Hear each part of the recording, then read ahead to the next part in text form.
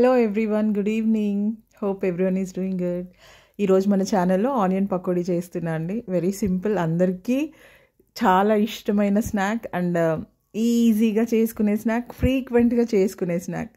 కావాల్సిన ingredients: onion, శనగపిండి, కరివేపాకు, ఓమా, సాల్ట్.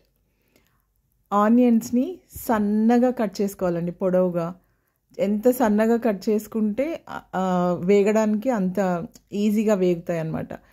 కట్ చేసుకున్న ఆనియన్స్ని శనగపిండిలో వేసేసి, కరివేపాకు చిన్న చిన్న పీసెస్గా కట్ చేశానండి. కరివేపాకు వేస్తే మంచి ఫ్లేవర్ ఉంటుంది కాబట్టి కరివేపాకు వెయ్యండి. చాలా వరకు వెయ్యరు, బట్ అది వేయడం వల్ల మంచి ఫ్లేవర్ ఉంటుంది. కొంచెం కరివేపాకు,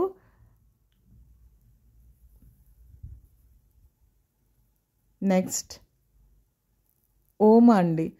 శనగపిండితో చేసే ఏ డిష్లో అయినా ఓమ వేయడం వల్ల మనకి డైజెషన్ ప్రాబ్లం ఉండదు. జనరలీ శనగపిండి అంటేనే కొంచెం కడుపు ఉబ్బరంగా, ఇండైజెషన్ ప్రాబ్లం ఉంటుంది కాబట్టి శనగపిండితో చేసుకునే స్నాక్స్లో తప్పకుండా ఓమ వేయాలండి. ఓమ తర్వాత కొంచెం సాల్ట్. యాక్చువల్లీ నేను పచ్చిమిర్చి వేద్దాం అనుకున్నా, బట్ పిల్లలు పచ్చిమిర్చి వద్దన్నారు, అందుకనే కొంచెం కారం వేసుకోకపోయినా పర్వాలేదండి, బాగానే ఉంటుంది. బట్ స్పైసీనెస్ కోసం కొంచెం కారం కూడా వేసేసి, ఫస్ట్ వాటర్ వేయకుండా ఆనియన్స్లో ఉన్న కొంచెం తేమ ఉంటుంది కదా, ఫస్ట్ దాంతో పిండిని కలిపేద్దాం. చాలా గట్టిగా కలపడం వల్ల ఏమవుతుందంటే ఆనియన్స్కున్న కొంచెం తేమ లాంటిదంతా కూడా పిండికి చక్కగా పట్టుకుంటుంది అన్నమాట. తర్వాత కొంచెం వాటర్ యాడ్ చేసి కలిపేద్దాం. ఎప్పుడు కానీ ఆనియన్ పకోడీ కలిపేటప్పుడు పిండిని కొంచెం జోరుగా కలపొద్దండి. అట్లా కలపడం వల్ల ఆయిల్ ఎక్కువగా కన్జ్యూమ్ అవుతుంది అండ్ ఇవి కూడా పకోడీ కూడా మెత్తగా అవుతుంది. కాబట్టి క్రిస్పీగా రావాలంటే చాలా పిండి గట్టిగా, నేను చూపిస్తున్నాను కదా, ఎక్కువ వాటర్ వేయకుండా కొంచెం వాటర్తోనే బాగా మిక్స్ చేసుకోవాలి. అట్లా అయితేనే బాగుంటుందండి, క్రిస్పీగా ఉంటుంది, తినడానికి కూడా చాలా ఇంట్రెస్టింగ్గా అనిపిస్తుంది. మెత్తగా అవుతే తినాలనిపించదు. సో చూస్తున్నారు కదా, ఈ కన్సిస్టెన్సీలో రావాలి. ఇలా ఉంటే సరిపోతుంది పకోడీ వేసుకోవడానికి. ఇంకెక్కువ వాటర్ ఉంటే ఆ పకోడీ మెత్తగా అవుతుంది.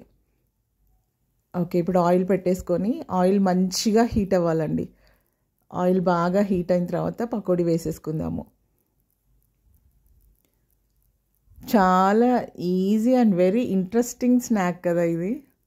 చిన్నప్పటి నుంచి మనము ఫస్ట్ మమ్మీ వాళ్ళని అడిగేది ఏంటి, పకోడీ చేయవా కదా. ఎందుకంటే ఈజీగా చేయగలిగిన స్నాక్ ఎవరికైనా ఇది ఒక్కటే. మిగిలినవి ఏవైనా కొంచెం ప్రాసెస్ ఎక్కువ ఉంటుంది.